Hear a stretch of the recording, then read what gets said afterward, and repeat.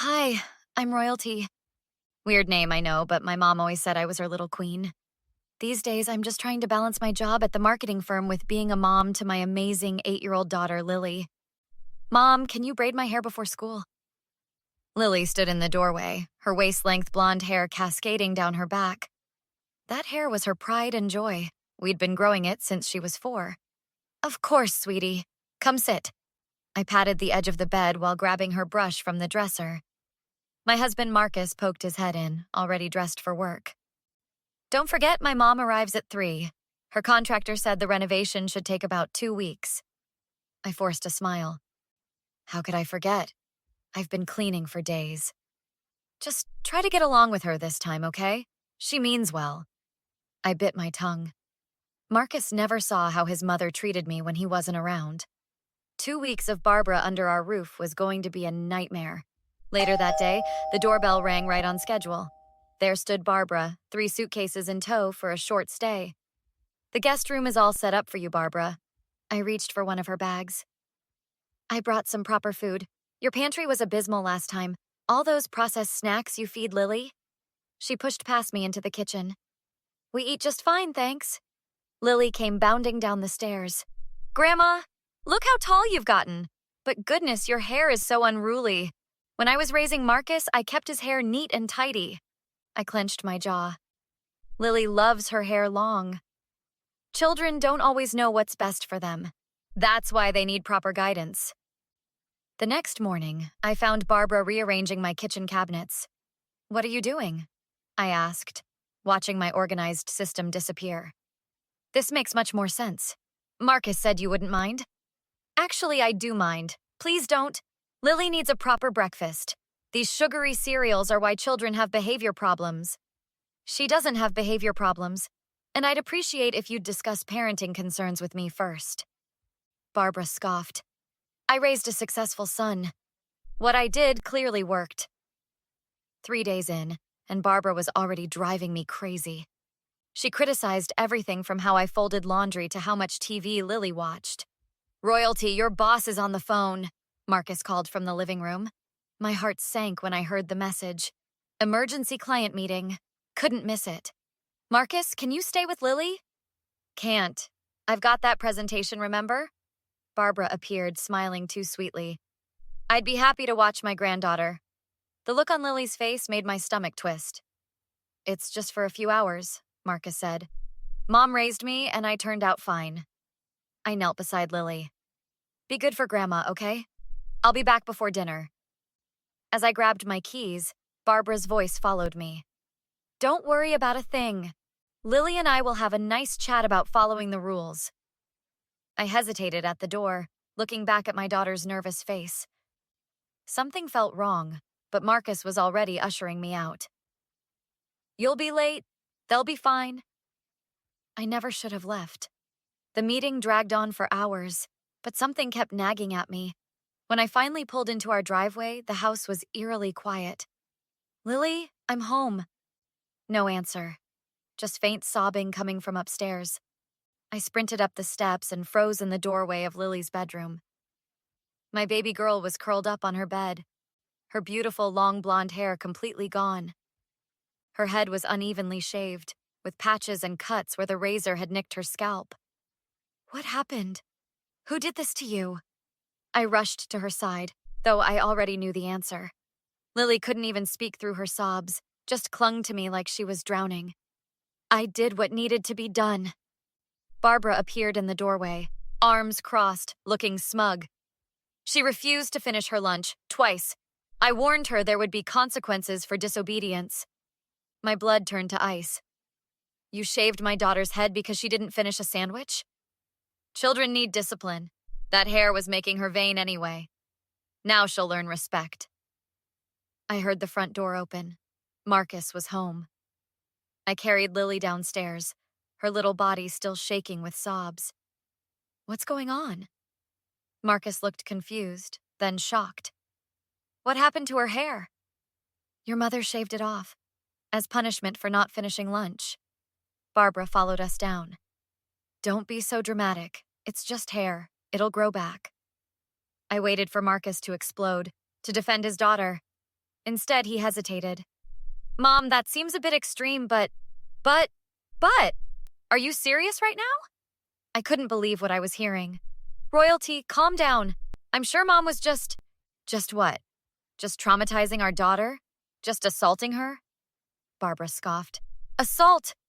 Please. When Marcus was young, discipline actually meant something. Get out of my house, now! My voice was deadly quiet. Marcus stepped between us. She's my mother. You can't just throw her out. Watch me. I turned to Barbara. You have 5 minutes to pack. Marcus, are you going to let her speak to me this way? That night, after Barbara reluctantly relocated to a hotel, Marcus slept on the couch. Lily refused to leave my side, touching her bare head and crying periodically throughout the night. The next morning, Lily wouldn't get out of bed. I'm not going to school. Everyone will laugh at me. We could get you a cute hat or, no, I want my hair back. She buried herself under the covers.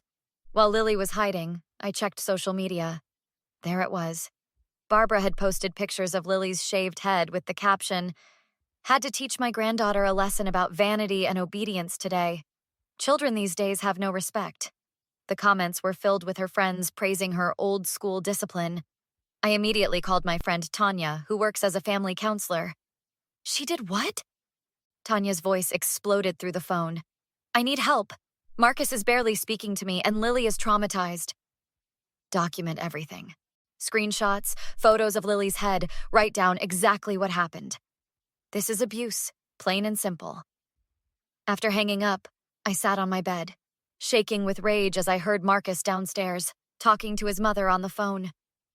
I understand she's upset, Mom, but you know how royalty overreacts. Something inside me snapped. This wasn't over. Not by a long shot. Barbara had declared war on my child, and she had no idea what she'd started. Nobody hurts my daughter and gets away with it, I whispered, already forming a plan. Nobody. I arranged to meet Marcus's sister Vanessa at a coffee shop across town. We'd never been close, but I needed allies. Thanks for meeting me, I said as Vanessa slid into the booth.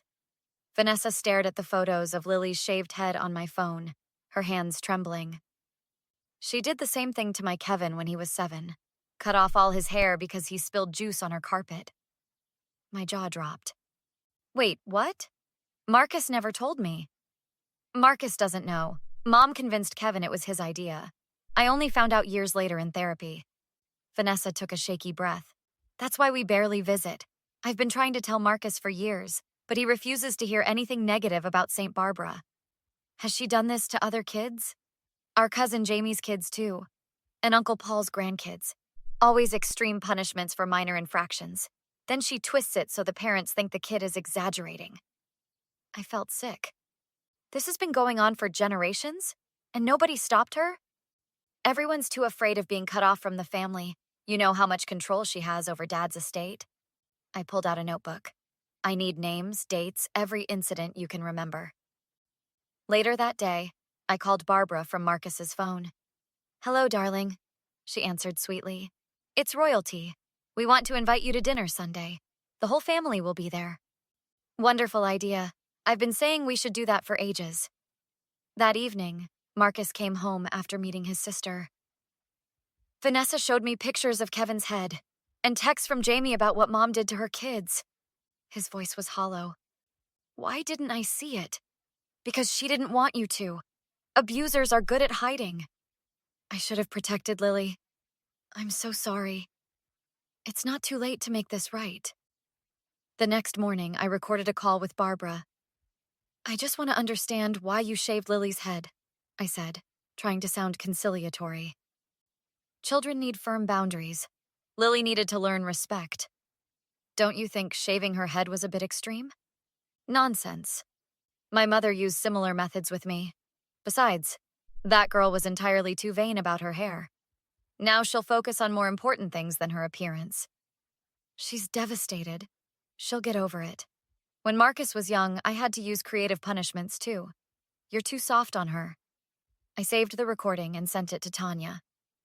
This is gold, Tanya texted back. Keep getting her to talk. Saturday night after Marcus took Lily for ice cream, I set up tiny cameras, one in the living room, one in the kitchen, and one in the hallway. You sure Barbara will show her true colors with everyone watching?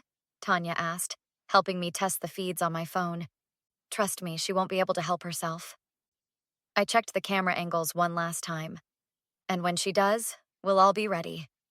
I looked at the guest list for tomorrow's gathering. Vanessa and Kevin, Jamie and her kids, Uncle Paul's family, all of Barbara's victims in one room. The reckoning was coming. Sunday arrived, and our house filled with family members Barbara hadn't seen in years. The tension was thick enough to cut with a knife. What a lovely surprise to see everyone, Barbara gushed as she entered, carrying a pie. Her smile faltered when she spotted Vanessa and Kevin in the corner. Nice beanie, Lily, Kevin said, showing off his own hat. Grandma got you too, huh? Barbara's eyes narrowed. What are you talking about, Kevin? Before he could answer, I clinked my glass. Now that everyone's here, I'd like to thank you all for coming, especially those who had to travel far. I nodded to Jamie and her teenage daughters who'd flown in from Colorado. We have something important to discuss. I connected my phone to the TV. Barbara, would you like to explain why you shaved my daughter's head? I've already told you. I pressed play on the recording. Barbara's voice filled the room. Children need firm boundaries. Lily needed to learn respect. Barbara stood up. You recorded me? That's completely... Here's another clip. I switched to a video from the hidden camera showing Barbara on the phone yesterday. Of course I shaved her head. Someone needs to discipline that child. Her mother is raising her to be disrespectful. Gasps echoed through the room.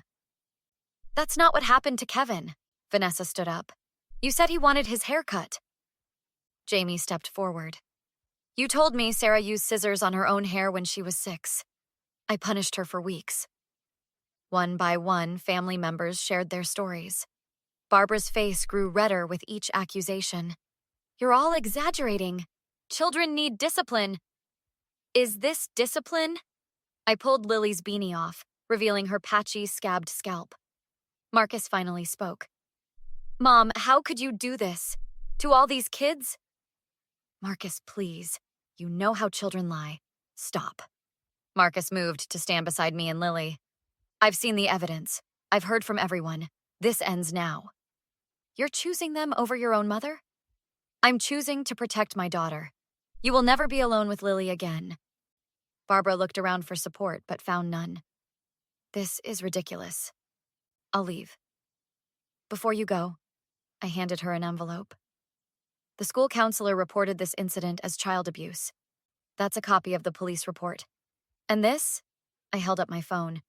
Is your Facebook post bragging about shaving Lily's head, which I've forwarded to all your church friends? 2 weeks later, we received notice that Barbara was being investigated by Child Protective Services. Her reputation in the community was in tatters. Will my hair grow back? Lily asked one night as I tucked her in. It already is, see? I showed her the soft fuzz in the mirror. And Aunt Vanessa is taking you for a special haircut next week to even it out? Is Grandma ever coming back? Marcus appeared in the doorway. Not unless she gets help and truly apologizes. And even then, she'll never be alone with you. Good, Lily said firmly. I like our family better now. Later, as Marcus and I sat on the porch, he took my hand. Thank you for fighting for our daughter when I couldn't see the truth. That's what family does, I said, watching Lily playing in the yard, her beanie discarded, proudly showing her growing hair to the world. We protect each other. What would you have done if you were in royalty's position? Would you have forgiven Barbara if she had genuinely apologized? Or do you believe some actions cross a line that can never be uncrossed, especially when it comes to harming your child? Have you ever had to choose between family loyalty and protecting someone vulnerable? Share your thoughts in the comments. If you enjoyed this story about standing up to toxic family members, hit that like button and subscribe for more revenge stories that show what happens when people finally face consequences for their actions. New stories every day.